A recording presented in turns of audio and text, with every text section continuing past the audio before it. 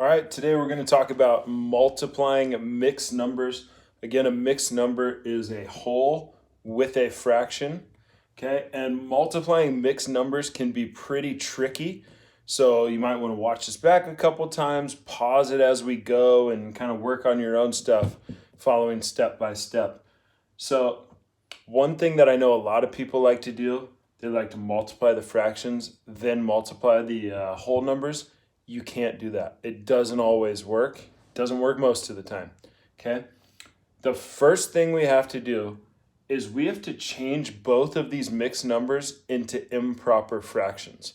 And I know it totally sounds weird, and why would you ever want to do that? But we need to do that. Okay? So here's how you change a mixed number into an improper fraction. You take your whole, okay, so my 5 in this case, and you're going to multiply it by the denominator. So 5 times 3 is 15, and I'm going to add it to the numerator, right? So 5 times 3 is 15, plus 1 gives me 16 thirds. And again, that's improper. We have to make it improper, okay? We have to leave it like that. All right, so there's my improper fraction. Here, 1 times 4 is 4, plus 1 is 5 fourths. Okay? So there's my new problem. 16 thirds times 5 fourths.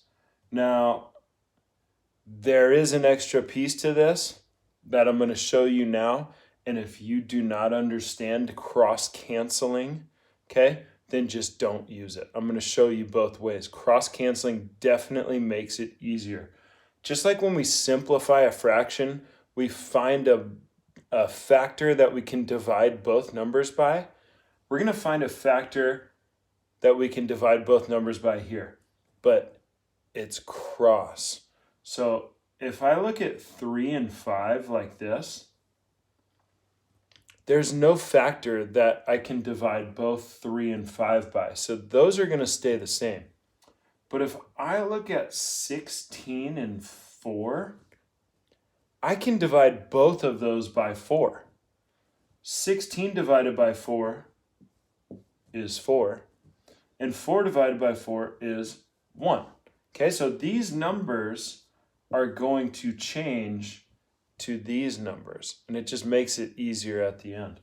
Okay, so now I'm left with 4 thirds times 5 over 1. Okay, and then follow the rules of multiplying fractions. You multiply the top, then across the bottom, simplify your answer. Yep, now you got them. So 4 times 5 is 20, and I put 20 over 3. Okay? 3 times 1 is 3. Now, you're looking at that and going, okay, that is improper. We need to simplify that. And you're right. Okay, so let me remind you, this division line is just like saying divided by. So 20 divided by 3. So I'm going to do my work up here. Here's 20, and I'm going to divide it by 3. 3 can't go into 2, but 3 can go into 20 6 times. 6 times 3 is 18.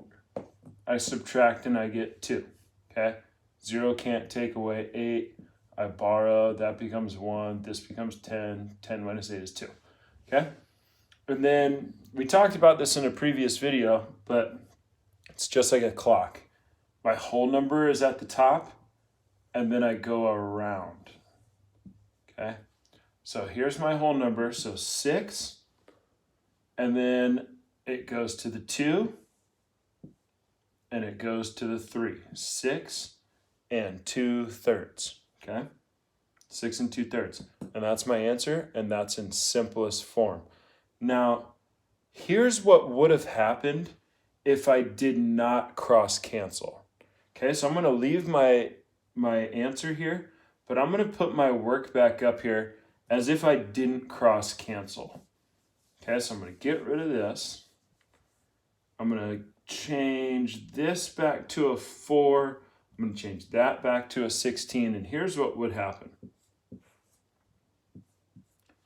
You would multiply the top, 16 times 5 that's equal to 80. And then 3 times 4 is equal to 12. Okay? And then you would do the same work. You go, well, 80 and 12, we need to divide it. 12 goes into 80 6 times. 6 times 12 is 72. I subtract, and that's 8.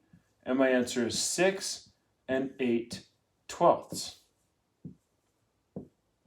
Just like that. Okay? Now, the only difference between these two is this one's in simplest form. We can divide these by 4, and when we do, we end up with 6 and 2/3. So either way, if you do the work right, you're going to get the right answer. So you could cross cancel and make it a little bit easier working with smaller numbers. If you don't want to cross cancel, okay, you're going to have some larger numbers, and you're going to have to do a little bit more difficult work with those bigger numbers, but eventually you still get the same answer. Okay? So that is multiplying mixed numbers. I'm going to show it to you one more time, and then I'm going to set you free. Right? So let me put a good one up here. So I'm going to put 7 and 1/8, and I'm going to multiply that by 2 and 5/6, just like that. Okay? So step one, we have to change these into improper fractions. Okay? We have mixed numbers, they have to become improper. Multiply the whole by the denominator and add it to the top. 7 times 8 is 56, plus 1 is 57. So I have 57/8 over here.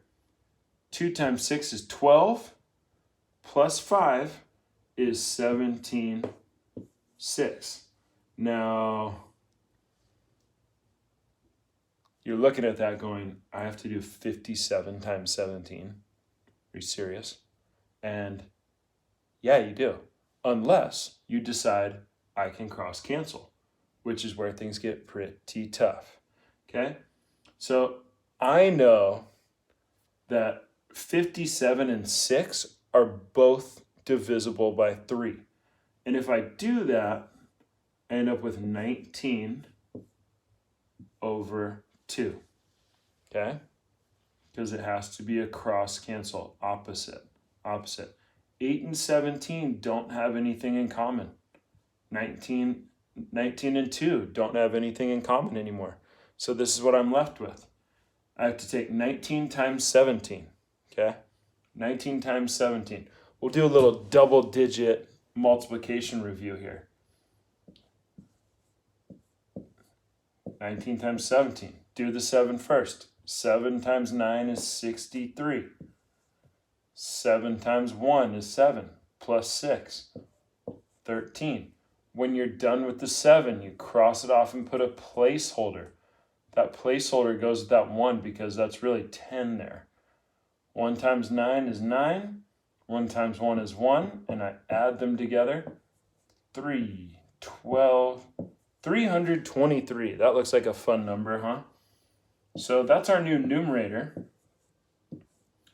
8 times 2 is 16. Does that look like fun? It's not too bad. Let's do it. Okay, so 323 divided by 16. Again, we need to put this in simplest form, and that is improper, so we're going to divide.